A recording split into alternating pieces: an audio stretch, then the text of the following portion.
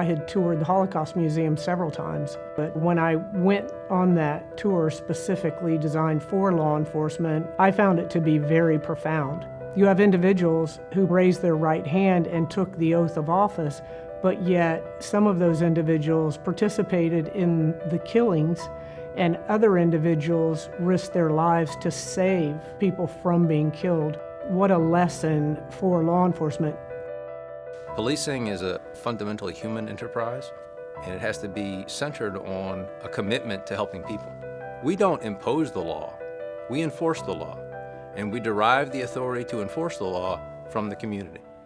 When you find yourself in a place where the law is mutable and can be interpreted so broadly, you have an opportunity for justice to fail. The Holocaust experience was a punch to the gut. There was a knot in the bottom of my stomach. I felt sick. And ultimately, it was the emotional response I had to it. To see community policing at its worst. To see police officers bringing people out to the Nazi army who would take them to their demise. Seeing how things like that have happened in this profession that now we have to acknowledge, atone for, and never let happen again. The people who did monstrous deeds were not necessarily monsters. Law enforcement professionals of this generation recognize people from the 1930s who came in for many of the same reasons, but over time degenerated into what we see documented here. If you ask the average police officer what their role is in society, they'll probably tell you to enforce the law. I'd rather they say to protect the constitutional rights of all people. When I first approached the museum and David Friedman about this idea I had of putting together a training program that really focused on the role of police during the Holocaust, they were in agreement and they put together a terrific training program helping officers see things differently.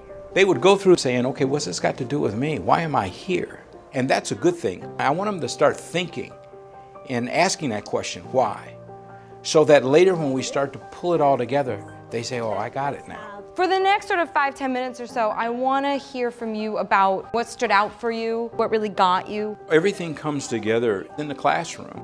They spend some time asking police officers, if you wanted to define what a policeman's all about, what are some of the key words you would use? And they list them. And then they ask the question, how do you think the community sees you?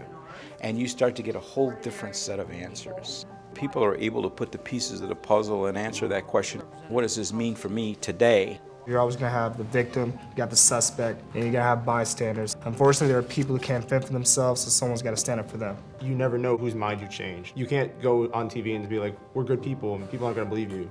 So just interact with every person and try to make a difference in every person.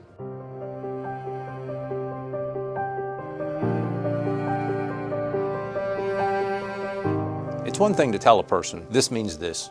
It's another thing to move through a series of images and experiences and find a conclusion yourself, where you see where intimidation, fear leads, and that is the value the program and the museum provides, and that only further encourages those of us who have chosen to answer this call to prevent those kind of things from happening to others.